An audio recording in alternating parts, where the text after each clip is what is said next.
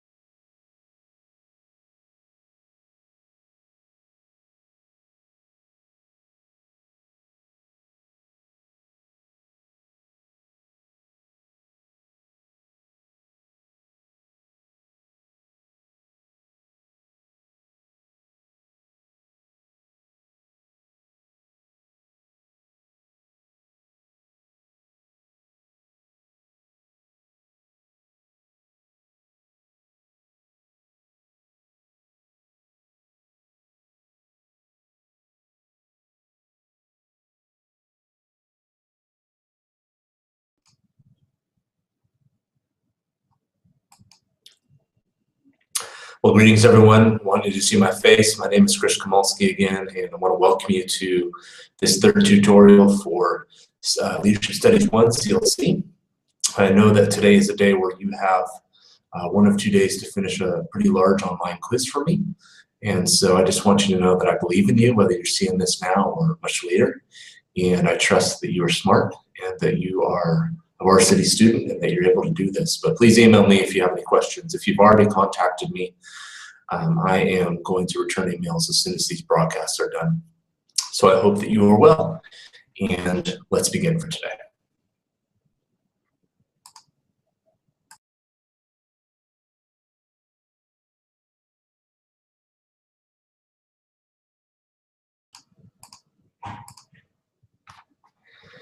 Today we're going to look at the following 2 things. We are considering the massive and sort of weird topic, how do you manage a day spa? And we're going to use situational and style leadership theories to speak about that particular topic. And so what I want you to do is to follow along.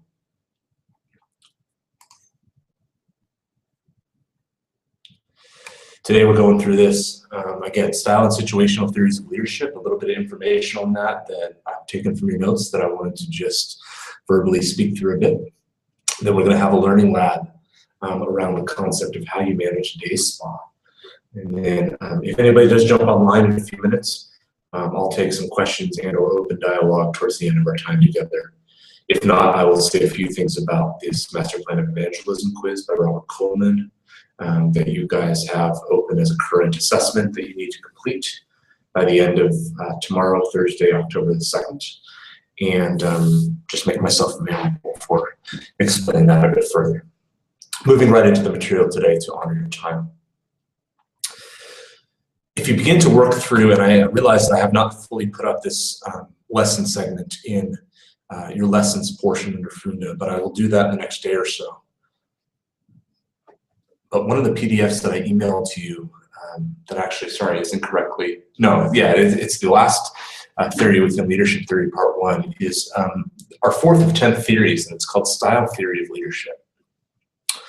And what I want you to notice about this is just the big idea that style leadership is concerned with what a leader does. Style leadership is about action. It's not about a leader's underlying characteristics, their personality, the mix of things that are their traits that sort of make themselves up. So this is much less of a leadership theory that focuses on leadership traits or developing a certain sort of personality or being an extrovert or introvert, etc. It's more of a focus on action, on developing appropriate leadership behaviors, and doing that all within the context of whatever the situation or leadership need is at hand.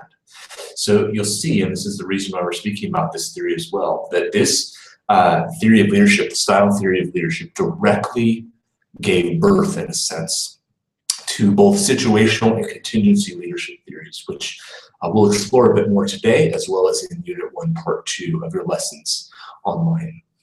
What I want you to do for just a moment, whether you're watching this later or whatever, is just take a moment and just kind of look at that picture on the side, the right side of that slide. This is a graphic that I found that describes the 3 major leadership styles. It's called autocratic, laissez-faire, which I'm sorry for any of you French speakers out there, I might be butchering that pronunciation, and democratic.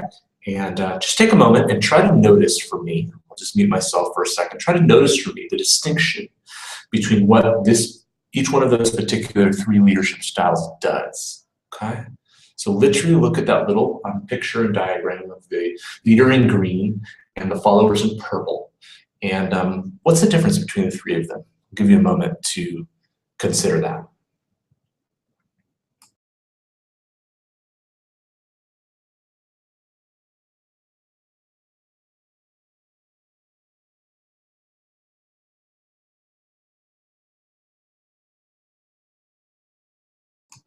One of the first things that I notice as I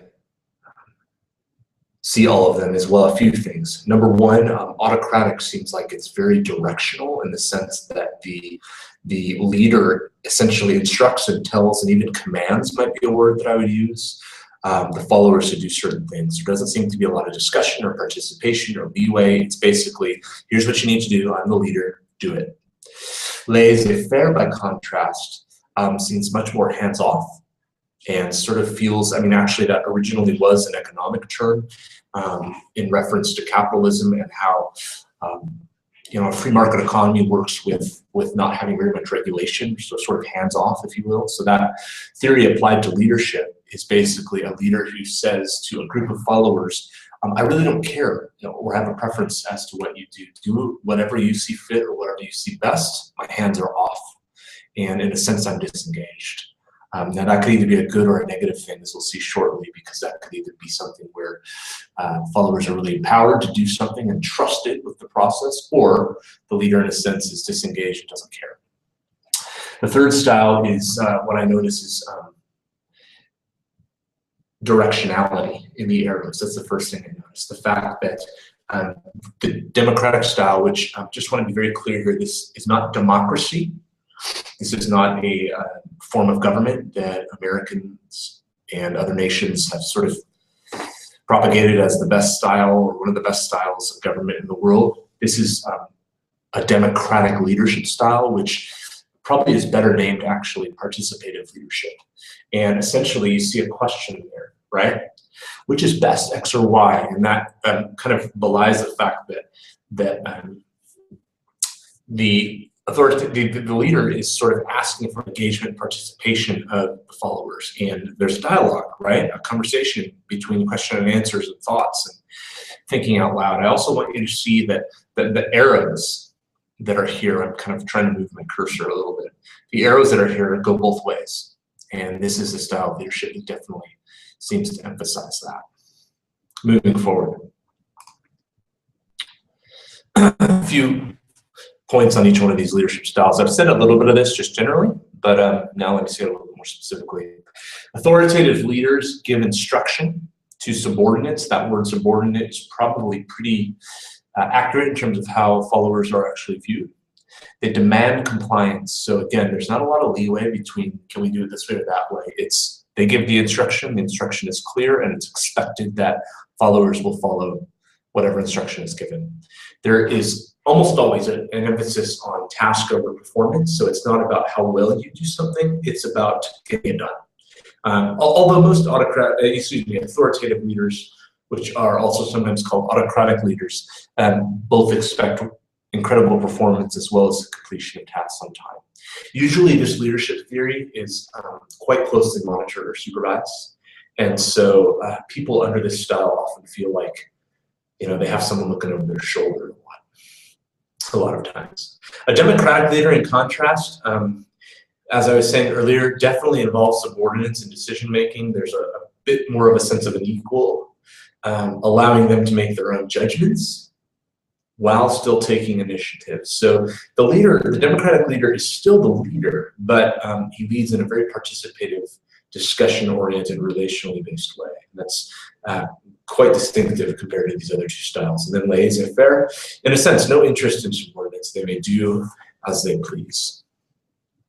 A little bit more information on each one of these three styles of leadership. Again, an authoritative leader has clear division between the followers and the leaders. The leader is a certain person, usually one, actually. You don't often lead authoritatively with a lot of people, which is why that second phrase says that decisions are made with a sense of independence, okay? What I want you to do as you're thinking about this is to please make sure that you're considering each theory of leadership here from both a positive and negative point of view. So, you may perhaps have a perspective on authoritative leadership that says that, authority is bad.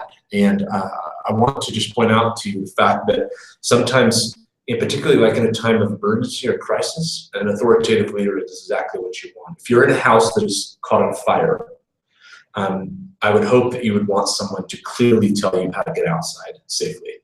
And it's a silly example until your house is on fire, and then it's a life or death matter, and you would appreciate that leader. A democratic leader, by contrast, again, highly participative, very engaging usually for most followers. Generally, and I really should underline or bold that word, generally, this is the most effective leadership style out of the three. Pretty much because the contributions that the followers sort of produce because they are engaged with are generally of a much higher quality than the other two. And that's for a very simple reason, and the reason is because their opinion is valued. A laissez-faire leader, lastly, is very delegative, but very delegative, hands-off. That could be, like I said earlier, a good or bad thing.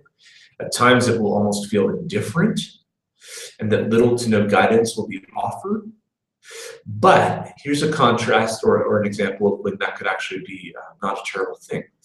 If you have a group of people or individuals that are highly skilled or trained in something that prefer to work together and in fact produce their best work together, just giving them the entire freedom to run with a project could be the best solution in a sense. I was thinking about an example of laissez-faire leaders because for me it's the hardest one to picture in reality. And remember, if you are watching this and you're a South African, you know and probably love the chicken chain Nando's. And I learned something recently about Nando's. Nando's has for a long time been quite controversial, but also very well, highly regarded in its advertisements that it puts out both in print and commercials on TV and in, when you're watching movies, etc.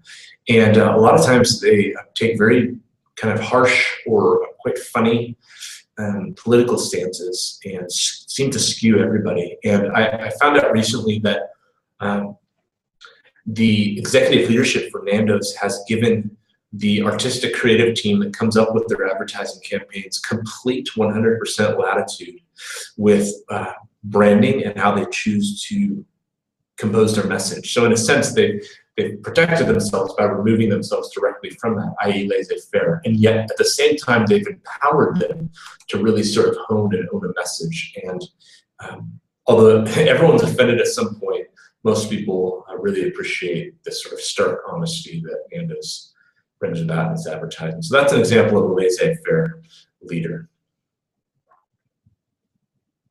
Here's what I'd like you to do for the next few minutes.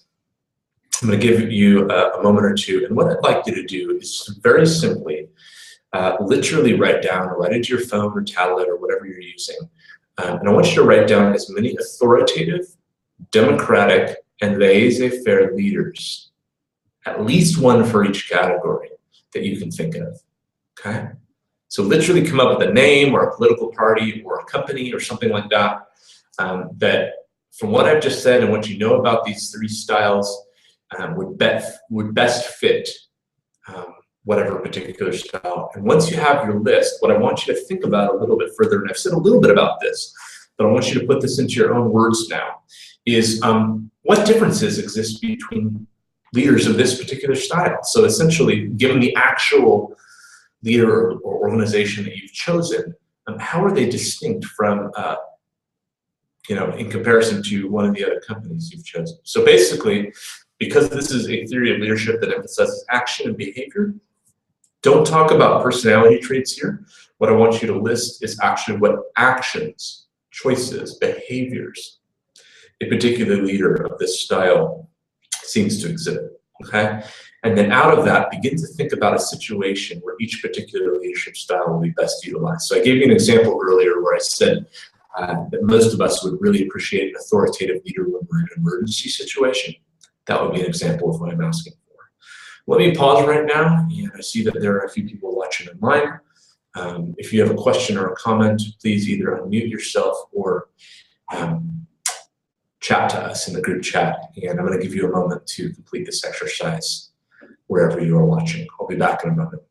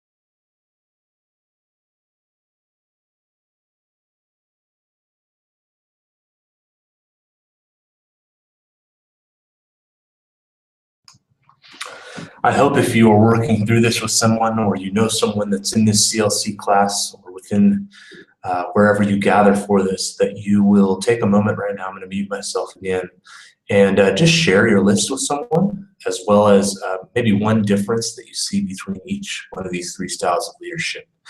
And we will move forward into situational leadership theory in just a moment.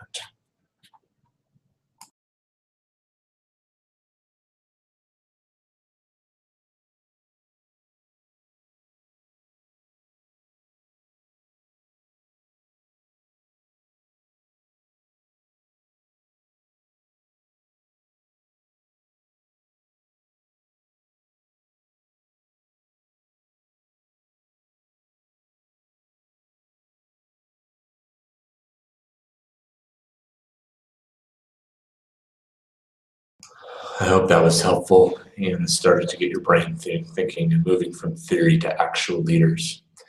Moving into situational leadership now. The little video that I've asked you to watch in the introduction to this module on our Funda site has this comment to say about situational theory. 4 words, but 4 very descriptive words. Basically, the leader should change. And that's kind of probably the simplest way for me to explain what actually is a fairly complex and wide-ranging theory of leadership. This is one of the more utilized, discussed, and engaged with theories of leadership out there, but in a sense you can remember the heart of it through that little phrase there. So in situational leadership, the leader needs to adapt to whatever the needs are of the people, the group, or the situation at hand. This was first developed by 2 men in 1969 by the names of Paul Hersey and Ken Blanchard. If you've worked through Unit 1, Part 1, you will see that I had you look at a video from Ken Blanchard, and he's a great author and writer and speaker on leadership. The main idea that these 2 guys first came up with is that different situations demand, require, necessitate you to be a different sort of leader. Essentially, you need to be highly adaptable.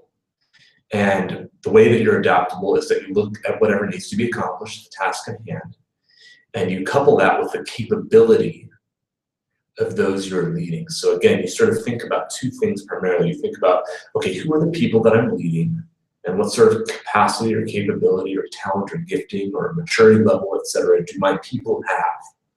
And then you marry that in a sense together with whatever needs to be done.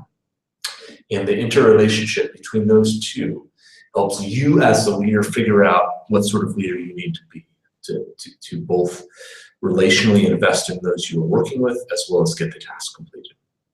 You'll see in that diagram on the 4 sides, you can look at that a little bit later, but basically a scale exists within this theory of leadership where your directive behavior, so the behavior from the leader to the led, sort of flows in a spectrum between very low or hands-offish towards very high and hands-on.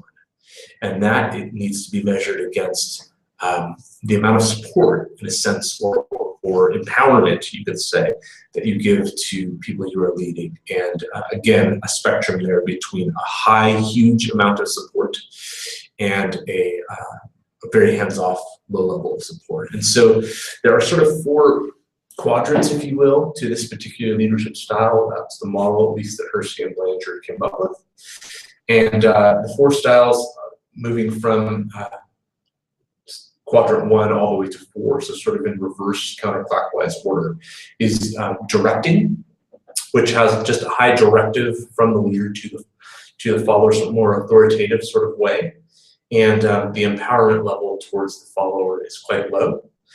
And then that sort of moves along the spectrum towards the 2nd quadrant, which is coaching, where the leader is still quite engaged and quite specific about what needs to be accomplished.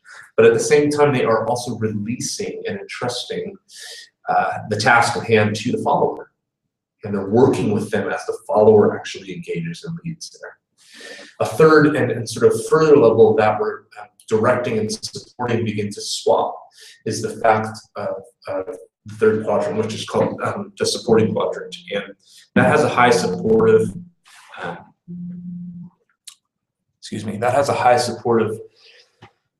segment to it where the followers have been entrusted with a lot of responsibility, and you as the leader are much more hands-off. And then lastly, quadrant 4, that's a quadrant we call the delegating quadrant, and that has to do with both low supportive and low directive behavior. Nordhaus, who is one of the foremost authorities in the world on leadership theory and practice, basically literally wrote the textbook on this. Considers the following 4 things to be the major strengths of this approach to leadership. Number 1, it is well known and frequently utilized. So situational leadership is quite well understood. It's how many people consider leadership, actually. It's a very practical or pragmatic approach that has almost endless ability to be contextualized given the situation at hand. It can be quite prescriptive in the sense that it challenges both a leader to act and a follower to step up and engage. And then lastly, it emphasizes leader adaptability. The weaknesses of this approach. Really just kind of one main point, and that is the idea that of how do you measure development of followers and hold them accountable to growth.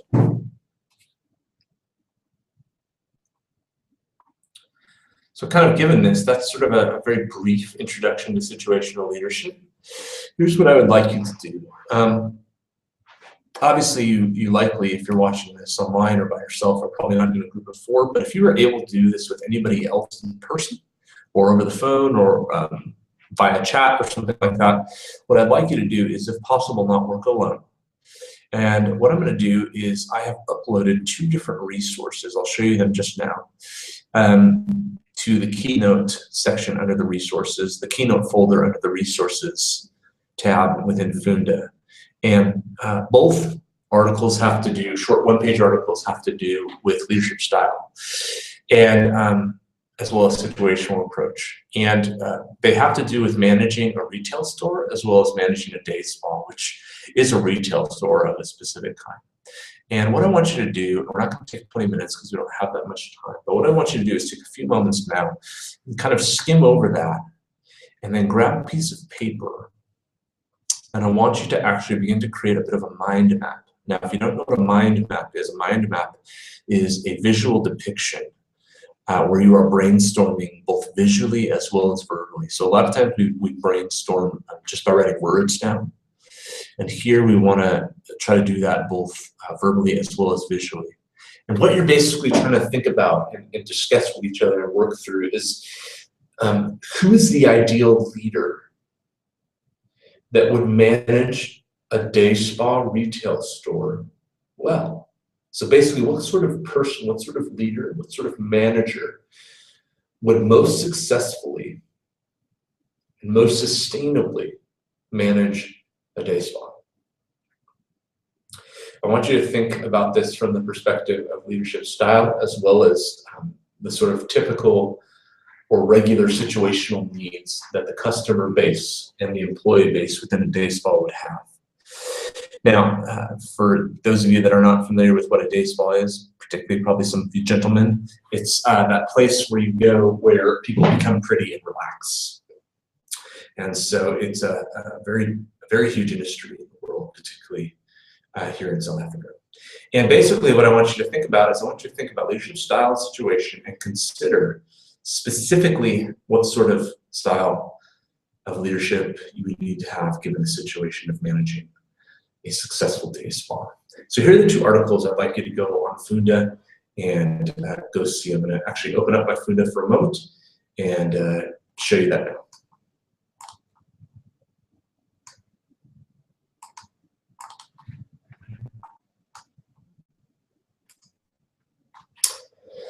Here you see that I have the Funda site open for our leadership studies class. And what I want you to see is that if I go under resources and Keynote PDFs, sorry, let me actually click on it.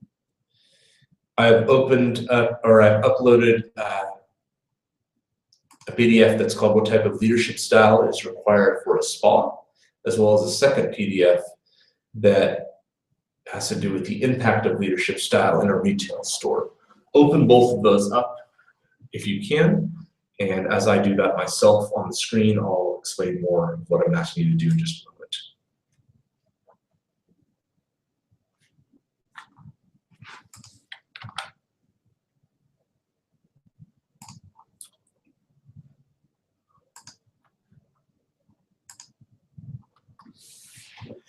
This is the first article that you will need to skim. You'll see that it's really not that long and that it's just a little article written from a newspaper called the Houston Chronicle that speaks a lot about business stuff. And in it, this author takes about a page or a little more than that to speak about the type of leadership style typically needed for a successful day spa. And what I want you to do right now is to read through that, as well as to read through this second article, which I'll pull up now, called The Impact of Leadership Style on a Retail Store, which again speaks about that, but from a little bit more of a general perspective. Again, a day spa is a retail establishment. but this is talking more generally. So read both of these articles quickly. And again, out of that, what you need to discuss and decide is to create a mind map that basically figures out what's the best kind of leader, both style as well as situationally, for the running of a day spa. And so I'm going to pause our broadcast just now and give you at least 5 to 7 minutes to do that now. And then I will say a few things about that in just a minute. I'll come back in a moment. If you're watching this later, you could probably skip ahead about 7 minutes or so.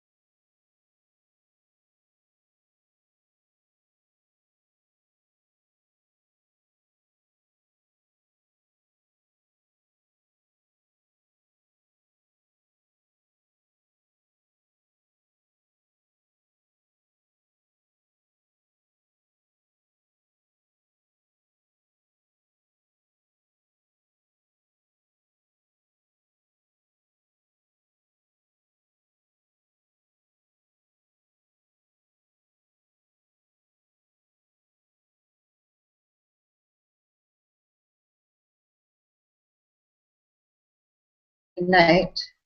I don't know if anybody else in the class. Oh. Okay.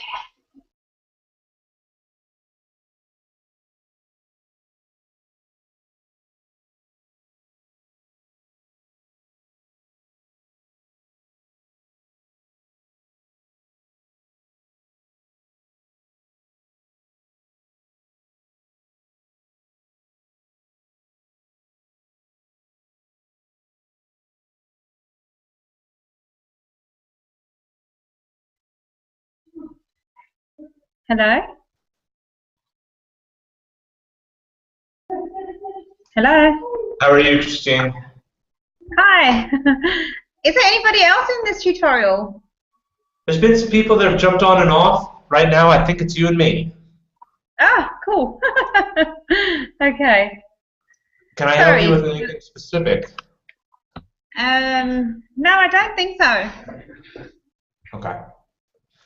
I'm going to, there's like one more point I need to make for this broadcast real briefly, and then if that raises any questions, you and I can talk directly. Okay. Okay? All right. One more second. I'm going to mute you. Thanks.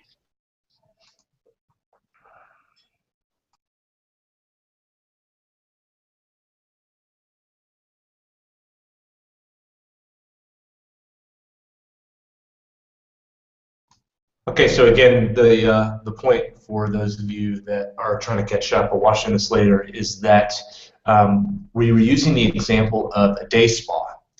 as just a typical retail business that many people go to, obviously mostly women, but not entirely. And we were trying to think through the idea of what sort of leadership style as well as situations would take place if you were the manager or leader of a particular day spa. You were required with running a professional business that made money and that pleased its clientele. And so what we want you to think through, and again, both of these, there's two little articles that are about 1 page each that I've put under the Keynote PDFs under the resources folder. And if you sort of just jump on there and skim through that, essentially the exercise is very simple, and it's asking you to think through what would the ideal leader look like given this business, and given this business needs. So you're not selling ice cubes, you know, you're not selling refrigerators, you're not trying to sell life insurance or whatever. You are trying to run a spa service, and you're trying to run that well, given that there are lots of other spa businesses out there. And so what I'm trying to say here is that when you're considering leadership style, it's so situationally based that you really need to hone in on the specifics of what sort of leadership and situation you need and you have in front of you. And then that informs, in my opinion, and really actually throughout leadership theory, that informs the style or the manner by which you actually make choices. Essentially, that's the exercise that I had you guys think through and want to complete. So if you're watching this later, please go back and think through that yourself. If you don't like the example of a day spa, sorry, pick another one. And literally, you can do this with almost any business or leadership example that interests you. Okay? All right, let me change back to one more thing.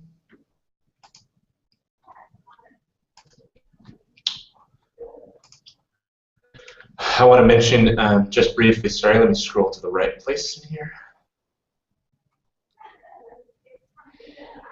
that if you are reading this, actually let me not go to the schedule, let me go to the actual assessments, that if you're watching this before October the 2nd, Thursday, you will know that you have a quiz. Your first assessment is currently open within Funda and awaiting your brilliance and your expertise. And I just wanted to take a moment, because I know some of you will watch this before this assessment closes, to just say something about this. And basically, what you need to do is you need to find a copy of Robert Coleman's text, The Master Plan of Evangelism. I've said multiple times and in multiple ways that there are free versions online. I'm not able to post that in full within our Funda site because of copyright things, but you don't need to do anything illegal to find that. Google is amazing. And just go ahead and look at that. Read through that, become familiar with it, and essentially you're going to take, and I'll show you now on Funda, you're going to take about an hour-long quiz, maybe a little bit longer for those of you that are slower, on this particular material. And so here are the things you need to know. Robert Coleman, throughout his book, it's not very long, it's about 40 pages or so. He works through in 8 short chapters what he calls 8 leadership principles of Jesus. And the principles are quite clear. He writes very basically, actually, and so you'll be able to get a sense of it if you even work through that. What I have put on Funda is several different outlines and summaries of his book, because this is one of the most influential books on evangelism and discipleship that was released within the last 100 years. And so it's a great resource to consider how Jesus does lead and how he builds a ministry. So the first thing you need to know, you don't have to have memorized them necessarily, but I need you to be familiar enough with them that within a fill-in-the-blank sort of matching style first portion of this quiz, you'll be able to recognize if I give you a quote from his work. Oh, okay, we're talking about the principle of selection, etc.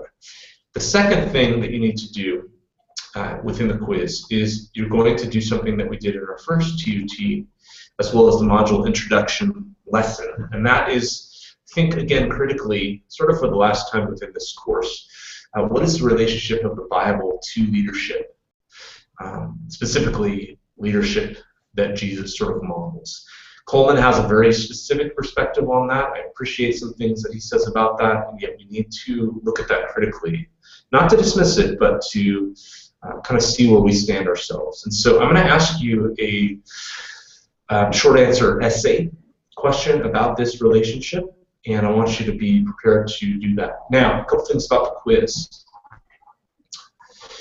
The quiz opened yesterday evening, or well, midnight tonight, and it's basically going to be open all day today, Wednesday, October the 1st, as well as all day tomorrow, Thursday, October the 2nd. You have about 48 hours, well, not now, but if this was 12:01, you would have had 48 hours to complete this quiz. The quiz is a timed quiz, and so it will take you, you have 75 minutes to complete it, but my guess is if you work at a normal pace, it'll take you about 45 minutes to complete it, maybe a little bit longer. And what you need to do is you need to work through the material. There's a fill-in-the-blank section, and then there are, I believe, 5 questions that ask you to write a short answer, which is just several sentences, describing and commenting on a particular leadership theory or principle that Coleman addresses in his work. And then, like I just said, the last portion of the quiz is a short answer essay. I'm not expecting more than a few paragraphs. You're not writing a lengthy thing here, and this is a portion of a larger assessment, so obviously you're doing this under time pressure, and I'm not expecting you to have a polished final work, but I do want to have a sense that you understand this material, that you've considered it. So the last thing I want to say about this, and then I'll open it for questions if there are any, is that you have one last thing that you must do as you finish this quiz. The instructions are quite clear as you take it, and again, I'll show you that just now. But when you are done with your quiz, the last section is that little essay. What I need you to do on your computer or tablet or whatever you're taking this on is to copy and paste your short answer essay into a post that you put within the discussion forum. And once you do that, what you need to do is go and find somebody else's post and write a response to that. Now, this is not something where I'm asking you to get into an argument or a debate, but I do want to sort of ask you to think critically about Coleman's work through the eyes of another one of your classmates, wherever they may be in this distance class. And so the way that we have to do that is we have to do that online. And so let me take a moment and just ask if there are any questions. Christine, I don't know if you have any questions or your group does. If not, I want to show you where to find this stuff on Funda, and then we'll be done for the day.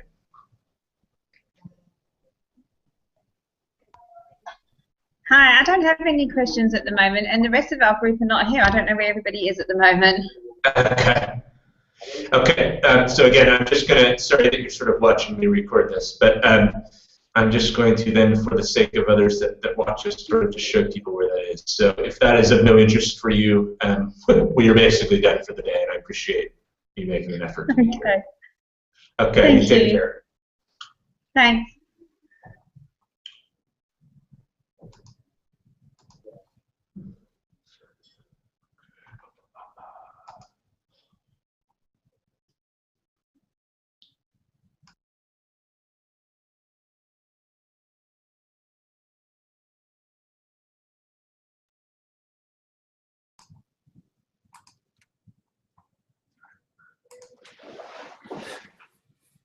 Okay, this is the homepage of our Funda site, Leadership Studies 1 CLC. And what I want to show you is number one, sorry, let me get on the right screen. Under our resources tab, I should have just stayed there. Under the reading folder, there are a number, actually 4, way more than you need, different summaries and outlines of his work, and I would suggest that if you haven't read or you're not familiar enough with it, once you have read, that you start there, just do a little bit of studying. Once you're ready to take this quiz over the next couple days, what you need to do is to put away your material, and obviously there's no way that I can monitor that. I'm not looking over your shoulder, but I'm trusting your integrity as both an adult and as a Christ follower, if you are one, consider yourself one. And I'm just asking that the first 2 sections of this quiz you do without notes and you do without material. So I'm never going to know whether that happens or not, but this is my simple appeal to ask you to do that. Your quiz is found here under Tests and Quizzes, brilliant place for it to be located. And so what you'll do, and I want you to realize that you're looking at, actually, let me do it this way. Sorry. This would be as if you were looking at it. What I want you to see is that here is your quiz. And you're going to take your quiz right online. So please make sure that you, when you start your quiz, because it is timed, you have a time limit of 1 hour and 15 minutes, right? And that you have to complete it by the end of October the 2nd at 11:59. Give yourself enough time, number one. And then make sure that you're in an environment where your internet connection, as best as you can, is not going to be cut, as well as you're not going to be interrupted. So find a space to do this, and do this as best as possible. You come into this section, test and quizzes, and then you go under assessment 1, and I will click on that, and you'll see, and I'm not going to actually begin the assessment, you'll see that I have a bunch of notes up here.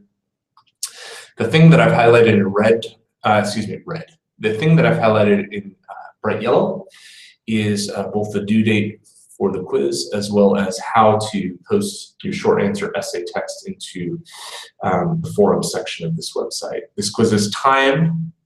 I actually have not done the quiz myself in the way that you will do it, so I don't know if there's actually a timer on it or not, so please set your phone or something like that so you know how much time you have and you can manage that. And then you literally go down to this bar and you click begin assessment and the quiz starts. When you have completed the first 2 sections, the final section is a short answer essay. What I would like you to do is then to get out all of your resources. So get out those PDFs that you have, get out whatever notes you've made, and I want you for the short answer essay portion to use resources. Let me say that again. For the 3rd section of this quiz, please use resources. Why? Because I'm more interested in how you write than I am whether you are cheating or not. Okay? Once you've written your short answer essay, make sure you have enough time to copy that and onto another document or something like that, and then you finish the quiz, leave the quiz, go over to the forums section, and you'll see, and 8 people, it seems like they've already done this unless they're freaking out. I'll look at that now. But you'll see that there is a whole folder forum topic called the Peer Evaluation Response to the Master Plan of Evangelism. Short answer essay question. It's a mouthful. And what you need to do is post your response in here. And you'll see that some people have started to do that. And then you pick a response that has not been responded, or pick a short answer essay that has not been responded to, and you evaluate that. Now, how do you evaluate something? You don't go and say, you're a terrible writer, you don't understand Roman, you don't know English, I think you're horrible. I want you to look and stay respectful, but address their ideas, okay? So whatever they write, the perspective they take, engage with that for about 250 words. So that's a couple paragraphs or so. And then post your response there. Now, when this assessment closes, myself and our TA will go in and not only correct and grade your quizzes, but we will look at your responses and your interaction here as a portion of your grading. I know this seems a little bit weird. I apologize if it's clunky. If you have a particular problem accessing a piece of this or understanding this, please message or email me, and I will do my best to both address your questions within this next few days, as well as make a plan with you if something just doesn't work. This is all, and the last thing I want to say is that I have completed, let's go to lessons. I want you to see that I have completed Unit 1, Part 2, and Part 3, but it is not uploaded yet other than in PDF form under your Resources tab. That will change over the next day or 2, and you will have further things to go in and start commenting on. So I will message you when that is up for you to continue working through, but know that that's coming imminently. Okay? Hope you're well. Thanks for taking the time to listen to this part of stuff. And I really ask that God bless you as you take this quiz. Take care and God bless.